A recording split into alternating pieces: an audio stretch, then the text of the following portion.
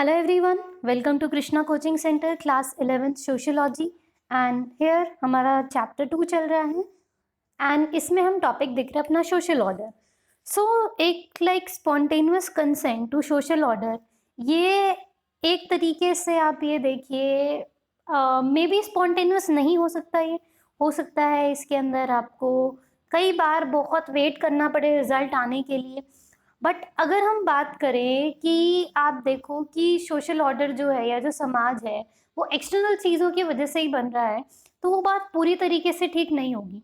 क्योंकि ठीक है, शुरू में वो इंडिविजुअल की इंपॉर्टेंस कम बता रहा है, बट कंप्लीटली इंडिविजुअल की इंपॉर्टेंस हम नहीं घटा सकते हैं। So in other words, socialisation can not turn people into programmed robots.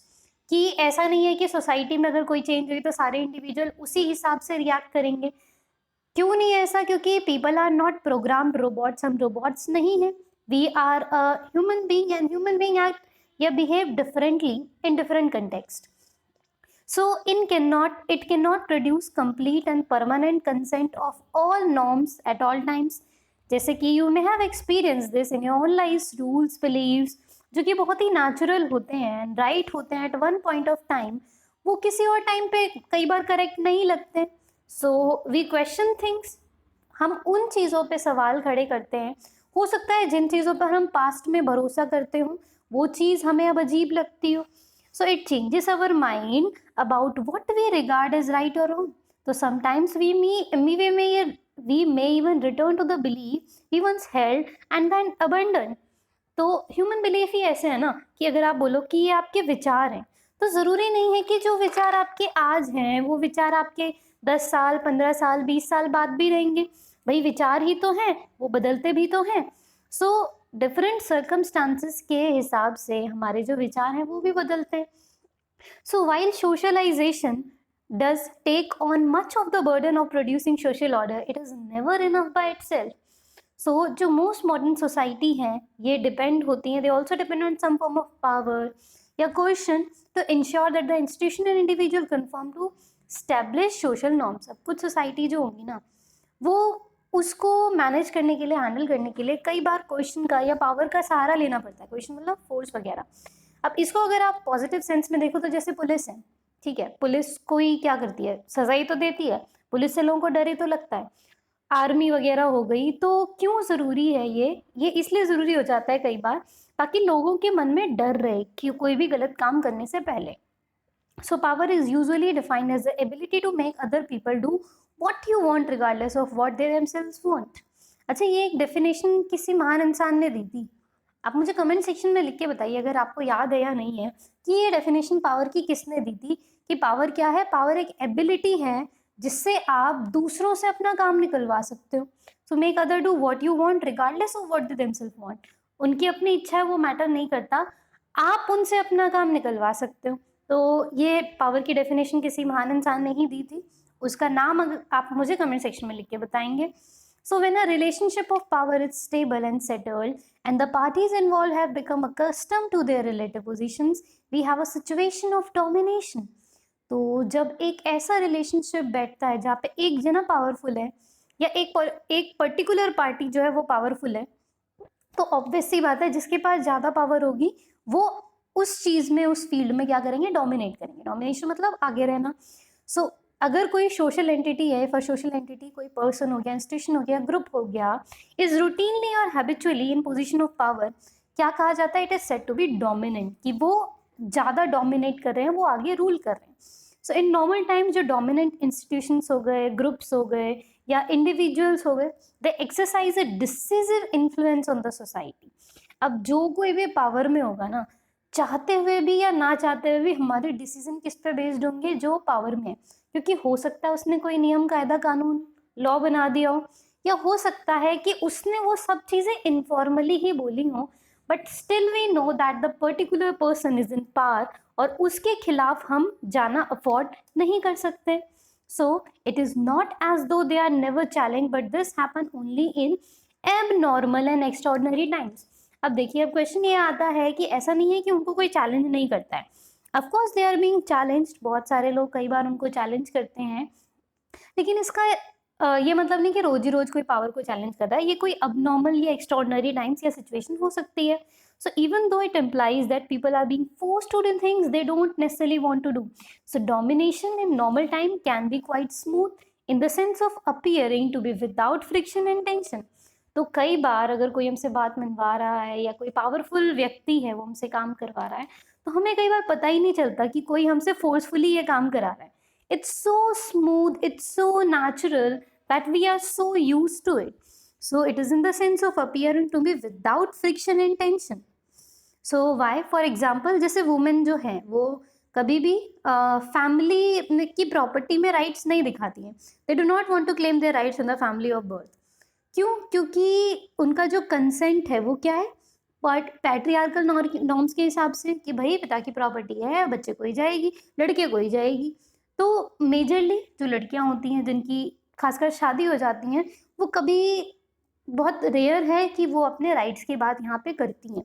उनको किसी ने रोका नहीं है, कानून ने तो बिल्कुल भी नहीं रोका है, बट स्टिल दे वांट कि ठीक है, हाँ हमारे रिश्ते खराब नहीं होने चाहिए हमारे मायके में, तो that's why they move out. So ये क्या है, एक टाइप का डोमिनेशन ही तो है, एक टाइप की पैट्रियार्की ही तो है, बट समाज में चली जा रही है और बहुत नॉर्मल है. इनफैक्ट अब अगर कोई डिमांड करता है तो समाज उसको गलत तरीके से देखता है कि भाई कैसी लड़की अपना ही घर तोड़ रही है, इस टाइप की चीज़ है. So domination, authority and law, how is it that domination can be not confrontational even when it clearly involves unequal relationship where cost and benefit are unevenly distributed? अब जो part of the answer है we have already got from the discussion of the previous chapter. So the dominant group वो क्या करेगा, they extract cooperation in unequal relationship because of their power. But why does this power work? ये power work क्यों करती है? Does it work purely because of the threat, the use of the force? क्या ये power किसी threat की वजह से या फोर्स की वजह से ही वर्क कर पाती है? So this is where we come to an important concept in sociology, that is legitimation. तो जी बहुत ताज्जुब वाली बात है कि most of the time it's like 90% से भी ज़्यादा टाइम यहाँ कोई फोर्स नहीं है, यहाँ कोई क्वेश्चन नहीं है, यहाँ सिर्फ एक वर्ड है, दैट इज लेजिटिमेसी. लेजिटिमेसी कोई लॉ का वर्ड यहाँ पे नहीं है, लॉ में होता होगा वो अलग तरीके से होता होगा. यहाँ पे लेजिटिमेट का मतलब है विच सीम्स करेक्ट, जो सही लग रहा है वो लेजिटिमेट है. So in social terms legitimacy refers to the degree of acceptance that is involve in power relation. So something that is legitimate is accepted as proper, just and fitting. तो जो भी लेजिटिमेट वर्ड के अंदर आता है वो हमें कैसा लगता है? इट लुक्स लाइक कि वो चीज़ प्रॉपर है, वो चीज़ जस्ट है, ओके है, वो चीज़ फिटिंग है, कि हाँ सही लग रही है. सही है नहीं है ये डिसाइड हम नहीं कर रहे हैं अभी, but it just looks fitting, ये सही हमको अपीयर हो रही है. So in the broadest sense it is acknowledge to be a part of social contract that is currently prevailing. So in short, legitimacy implies conformity to the existing norms of rights. Legitimacy का क्या मतलब हो गया कि जी जो existing norms है rights को लेकर के, प्रॉपर्टीज राइट्स को लेकर के, प्रॉपर्टी को लेकर के और जस्टिस वगैरह को लेकर. So we have already seen how power is defined in society. Power itself is simply a fact. Power it can be legitimate और नॉट. पावर लेजिटिमेट हो भी सकती है, पावर लेजिटिमेट नहीं भी हो सकती है. तो there are two things associated with it. So authority is defined by Max Weber as legitimate power. तो अथॉरिटी का क्या मतलब है कि वो पावर जो लेजिटिमेट है, जो जायज़ है. क्योंकि हमने क्या देखा, पावर खुद में जायज़ नाजायज़ दोनों हो सकती है, बट अथॉरिटी कब होगी? जब वो चीज़ लेजिटिमेट हो जाए. भाई सड़क पे कोई गुंडागर्दी कर रहा है, ठीक है, और किसी भी इंसान ने क्या करा, उसको पकड़ के अपने घर में बंद कर दिया अपनी पावर से. तो अगर आप देखो वैसे तो मॉरल सेंस में तो ठीक है, लेकिन अगर आप कानूनन सेंस में देखो तो कोई एक इंसान दूसरे इंसान को नहीं बंद कर सकता. बट वही काम अगर पुलिस करेगी, उसको ले जाके जेल में बंद कर देगी, तो ये चीज़ क्या है? लेजिटिमेट. तो यहाँ पे पुलिस कौन हो गई? पुलिस हो गई अथॉरिटी. बट वो अगर नॉर्मल इंसान उसको बंद कर रहा है तो वो हो गई पावर. समझ में आया? So that is power considered to be justified और प्रॉपर. सो फॉर एग्जाम्पल एक पुलिस ऑफिसर, एक जज या स्कूल टीचर ये एक्सरसाइज करेंगे different kind of authority as part of their jobs. तो this authority is explicitly provided to them, क्योंकि ये उनके ऑफिशियल जॉब डिस्क्रिप्शन में है। देयर आर रिटन डॉक्यूमेंट जो स्पेसिफाई करेंगे उनकी authority and what they may do and may not do, तो दोनों ही चीजें इसमें आ जाएगी।